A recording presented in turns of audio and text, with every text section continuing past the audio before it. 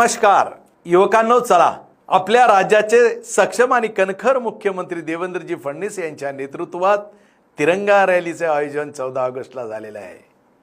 संभाजी पेठ महात्मा फुले यांच्या पुतळ्यापासून ते क्रांती चौक येथे समारोप या रॅलीचा आहे।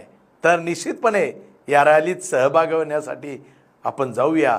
विविध समाजातल्या घटकांना घेऊन, वर्गाला घेऊन आपण या रॅलीचं आयोजन केलं। जाती धर्माच्या वर जाऊन या रॅलीचं आयोजन आहे। निश्चितच देशाच्या अखंडतेला, एकात्मतेला धोका पोहोचवणाऱ्यांना उत्तर देण्यासाठी, या देशामध्ये अराजकता माजवणाऱ्यांना उत्तर देण्यासाठी, वामपंथ्यांनी ज्या पद्धतीने या देशाला खरं तर तोडण्याच्या भूमिकेतून डोकं वर काढले, त्या डोकं ठेचण्यासाठी आपल्याला जायचं आहे या तिरंगा रॅलीत। आणि या देशाच्या अखंडतेसाठी, एकात्मतेसाठी ही प्रार्थना समजूया आणि या रॅलीत आपण सहभागी होऊया।